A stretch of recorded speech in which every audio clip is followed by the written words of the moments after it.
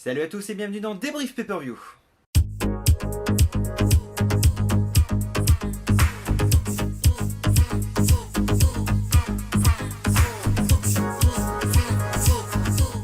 Aujourd'hui nous allons parler de Hell in a Cell. Le match d'opener. S'il y avait bien une chose sur laquelle je n'attendais absolument rien, c'est bien celui-là. John Cena en match d'ouverture d'un pay-per-view. C'est bien la première fois que je vois ça. Ce n'est qu'une anecdote, mais il devait faire un match face à un adversaire mystère. On pouvait ouvrir les paris, Daniel Bryan, Dean Ambrose, un retour quelconque. Non. Alberto Del Rio, à qui on pourrait décerner le Slammy Award de l'hypocrite de l'année. Mais bon, il n'y a de toute manière qu'une seule raison qui l'a incité à rejoindre la WWE. L'argent! Oui, bon, c'est un peu facile, l'argent ok, mais... L'argent! Oui, bon, oui, d'accord, l'argent surtout, j'ai compris, mais... L'argent! Ok. Et puis en même temps, c'est à moitié étonnant. Mais bon, le match en lui-même est très inintéressant. Très lent, très fade, très plat. Et c'est très étonnant étant donné que John Cena nous a pondu sur ses 4 derniers pay-per-view des matchs d'anthologie, sans doute les meilleurs matchs de l'année. Là, il nous a sorti l'un des pires matchs de cette année en pay-per-view. C'est assez étonnant, mais je suis à moitié surpris. En même temps, l'adversaire qu'il a face à lui, j'ai du mal avec Del Rio. Hein, franchement, seul point positif, le public avait l'air d'accrocher. Bon, si c'est que ça... Bon, après, petite anecdote, Del Rio est devenu le nouveau champion des États-Unis. Un match très plat, à peine la moyenne, 5 sur 10. Second match de cette soirée, Roman Reigns contre Bray Wyatt dans un Hell in a Cell match. Qui, pour le coup, était sympa, mais aurait pu faire beaucoup plus. Vraiment. Un début de match à l'avantage de Roman Reigns, avec Bray Wyatt qui reprend très très vite l'ascendant à l'aide de kendo stick. Mais pour le coup, non. Le match est vraiment... fade. Je suis assez déçu, je suis même resté sur ma faim. Seul point assez intéressant est le spear à l'extérieur du ring, enfin à l'extérieur du ring. On va dire sur la bordure du ring, c'est-à-dire en dehors des cordes. Le spear de Roman Reigns sur Bray Wyatt où ils atterrissent sur une table. C'est sans doute le seul point marquant du match et c'est tout. Donc, et à la fin, c'est Roman Reigns qui gagne. Le match était un peu mieux que celui de l'opener, hein, mais bon, Roman Reigns nous avait habitués à des matchs bien meilleurs, et Bray Wyatt également. 6 sur 10. Troisième match de ce pay-per-view, les Dudley Boys face aux champions en titre, The New Day. Ou plutôt 2 tiers des New Day, étant donné que Xavier Wood était blessé, donc il ne restait que Kofi Kingston et Big E. Et... 3 matchs, 3 fois que je suis déçu. Commence mal ce pay-per-view. Très mal. Le match en lui-même est sympa, mais... sympa, mais... En fait, j'ai vraiment l'impression que les Dudley Boys ne sont là que pour faire du fanservice, n'apportant rien de réellement concret. Un peu comme Sting cette année d'ailleurs. Sting a fait 2 matchs, WrestleMania et Night of Champions 2015, et les 2 il les a perdus. Les Dudley Boys, ça fait 2 fois qu'on les voit en pay-per-view et 2 fois qu'ils perdent. Ça commence un petit peu à être inquiétant de la part des guests. Petit point à souligner, et il est quand même très important, un petit point important comme quoi, le fait de voir Kofi Kingston prendre l'instrument de musique, alors je me rappelle plus que une trompette, un trombone, je sais plus ce que c'est, bref, on s'en fout, le balancer à Bully Ray, faire une sorte de Eddie Hero, genre oh là là il m'a touché, je suis à terre, l'arbitre qui se retourne, qu'est-ce qui s'est passé, etc. Il commence à prendre l'instrument à Bob Harray, Bully Ray, Bob Harray, appelez-le comme vous voulez, je l'appellerai Bruno pour le coup. Et du coup, l'arbitre qui du coup commence à se dire dois-je faire une disqualification, et finalement se dit non, je vais peut-être continuer le match. Il n'a pas utilisé l'arbitrage vidéo, c'est un peu bête, mais pour le coup, il fut assez intelligent. Mais de toute manière, le match n'a eu aucun gros moment mémorable. Ça commence à sentir le roussi. Victoire des New Day. Un match sympa, mais peut mieux faire. 6 sur 10. Le match des divas. Charlotte versus Nikki Bella. Pour le titre des divas, hein, je précise. De toute façon, c'est marqué, marqué sur l'habillage vidéo. Ouais. J'étais déjà très insatisfait du match à Night of Champions. Très insatisfait. Honnêtement, je n'attendais absolument plus rien. Et lorsque je vois la performance de Charlotte lors de ce pay-per-view, je me dis, mais la Charlotte de NXT est morte, c'est pas possible. Celle qui nous faisait des matchs of the year face à Sasha Banks pour le titre NXT dans les pay-per-view NXT Takeover, ces matchs-là étaient incroyables. Là,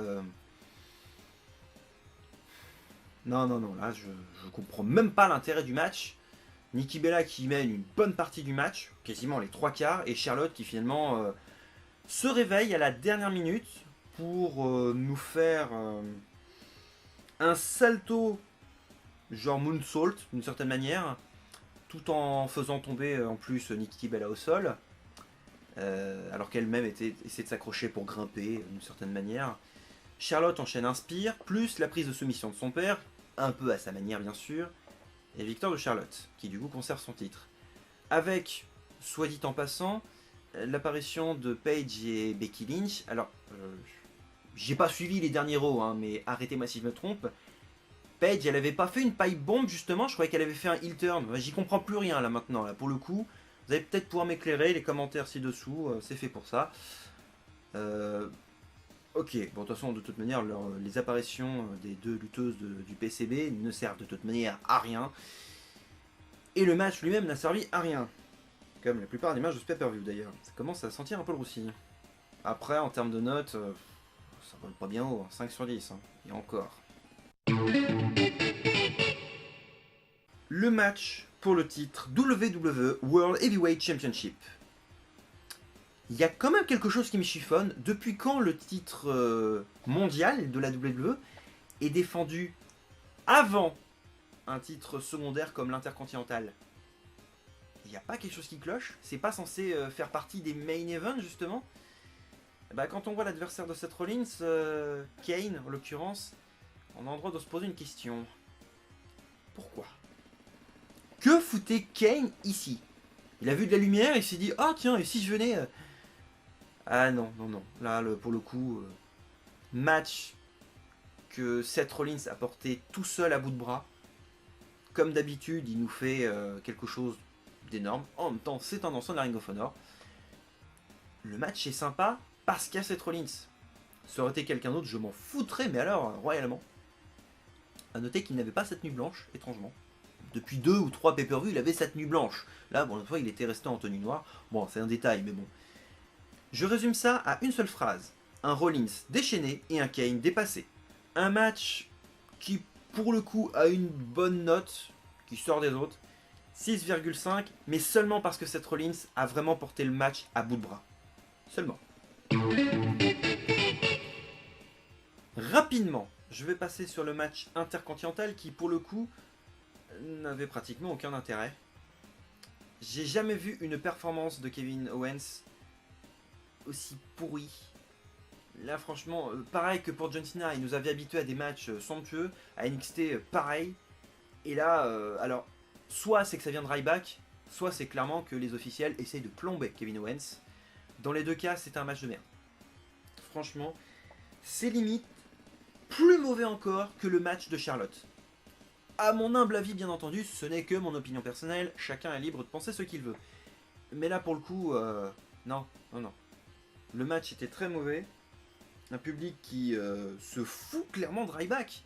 Ryback qui arrive, fait son entrée, pas un bruit. Ou plutôt, le public s'en cogne sérieusement, le public s'en fout. Et Kevin Owens arrive, alors là, le public qui se soulève, clairement. Allez Kevin Owens, Il serait peut-être temps de préparer la nouvelle génération, non? Seth Rollins, Kevin Owens, Charlotte, non? Il serait peut-être temps de vraiment les mettre en avant et de vraiment leur proposer quelque chose à la hauteur. Quand on voit que NXT TakeOver fait de bien meilleures performances que le roster principal, je pense qu'il est temps de vraiment se remettre en question au sein du roster principal. Un match très mauvais, victoire écrasante, on peut dire, de Kevin Owens, qui clairement a mené pendant tout le match. Vraiment, un match que je noterai à 4 sur 10, parce que je suis généreux, hein, honnêtement. Pour moi ça vaut moins, mais là pour le coup je suis un peu magnanime. The Undertaker versus Brock Lesnar. Le main event de ce pay-per-view, et à mon humble avis, le meilleur match de ce pay-per-view. C'est contradictoire étant donné qu'à SummerSlam, j'ai allumé, j'ai torpillé ce match, et j'ai aussi torpillé l'Undertaker lors de Battleground. Le fait qu'il apparaisse dans le main event, cassant du coup tout le rythme du match, et annulant du coup le résultat du match. Enfin, annulant du coup tout ce match. Ce match, à mon humble avis, tente de rattraper tout le pay-per-view, et en fait, tout le pay-per-view est construit pour ce match. Ce qui est assez étonnant. Un Taker qui finalement revient de très loin, car il nous a proposé une première partie de match plutôt bonne, à son avantage. Et à noter que Brock Lesnar a eu la tête en sang. Bon, il a vite essuyé la tête pour ce PG, forcément. Finalement, le tour de l'Undertaker, qui lui-même a eu la tête en sang. Un Lesnar qui porta les escaliers du ring en métal, carrément qui le balança dans le ring. Avec la violence du coup, heureusement qu'il n'y avait pas l'Undertaker là-dessous, parce que je pense qu'il aurait été blessé. Et l'Undertaker qui en a encore. D'habitude, je me plains parce que, bon, il fait pas forcément de très bons matchs, mais là, pour le coup, c'est sans doute le meilleur match de l'Undertaker cette année. Meilleur que celui de WrestleMania face à Bray Wyatt, meilleur que celui de SummerSlam avec Brock Lesnar à nouveau. Est-ce que c'est le fait que la cage était présente? Je ne sais pas. Mais en tout cas, ça a vraiment permis de laisser s'exprimer les deux catcheurs, et c'est vraiment très plaisant à voir. Un match qui, pour le coup, ferait presque passer ce match dans mon top 5 de mes matchs préférés de 2015. C'est assez étonnant, vu son contenu. Et une chose assez importante, Lesnar tente d'arracher le tapis qui est présent sur le ring. Enfin, vous savez, le tissu qui est présent sur la surface du ring. Enlève également une mousse, commence à tenter un F5, mais finalement, l'Undertaker contre-attaque, plutôt, enfin, réagit immédiatement et annule, et lui-même fait un chokeslam sur la partie à nu, c'est-à-dire en fait les planches de bois du ring. Le Lesnar forcément réagit lui-même, tente à nouveau de faire un F5, autant pour moi. Il réussit du coup, et victoire de Lesnar. Le match en lui-même est plutôt bon. Je l'ai noté 7 à 7,5. Oh, je vais être généreux pour le coup, 7,5. J'ai marqué 7 sur ma feuille, mais je vais être gentil, 7,5. Avec, pour information, Lesnar qui se barre avec Paul Heyman et un Taker qui a du mal à se relever, mais la Wyatt Family, les 4 membres, c'est-à-dire Bray, Luke Harper, Eric Rowan et Braun Strowman, les 4 qui arrivent sans prendre à l'Undertaker. Je m'attendais à ce que même Roman Reigns arrive pour sauver les miches de l'Undertaker, vu que apparemment il est considéré comme Superman avec son punch, même pas présent, le mec, sympa. Je m'attendais au départ à, je sais pas, un teaser pour un match de Survivor Series, parce qu'il y a eu très régulièrement de la pub pour les 25 ans de l'Undertaker lors des Survivor Series. Je m'attendais à 2 hypothèses. Soit un Survivor Series match avec l'Undertaker, les anciens membres du Shield et un membre mystère, face à la Wyatt Family et à Kane. Je m'attendais à ça. Mais une autre hypothèse me paraît plus plausible, un Buried Alive match. Ce qui serait peut-être plus logique, étant donné que l'Undertaker débute au Survivor Series, l'Undertaker finit au Survivor Series. Ce serait symbolique. J'espère que ce serait cette hypothèse, mais bon. Je suis en droit aussi d'espérer quelque chose à la hauteur de l'événement, vu que ce sont les 25 ans de l'Undertaker. J'espère juste que ce sera vraiment incroyable.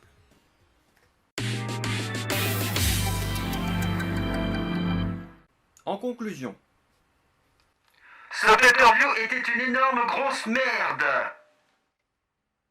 À votre avis, c'est clair ou pas là? Pour info, hein, c'était le week-end de mon anniversaire, raison pour laquelle l'année dernière je n'ai pas fait de Hell in a Cell. Cette fois-ci, j'ai voulu faire un petit effort.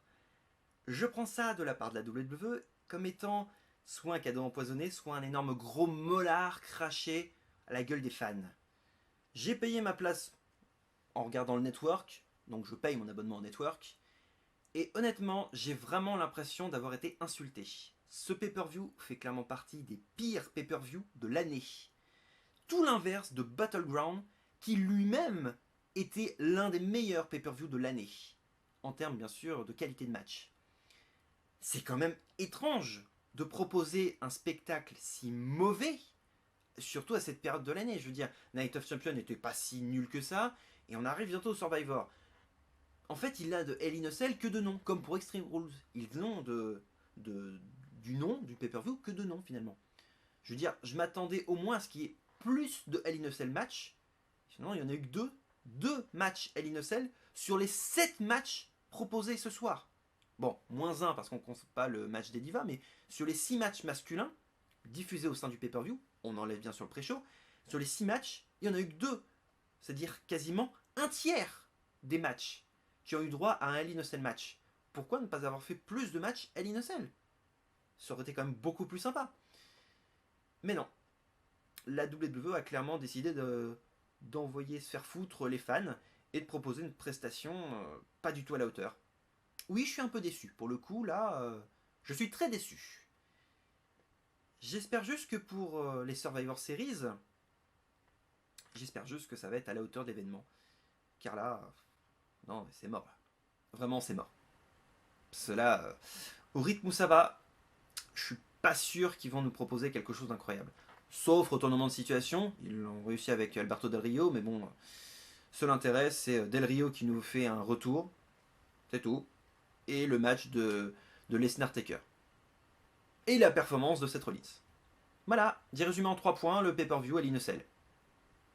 What else?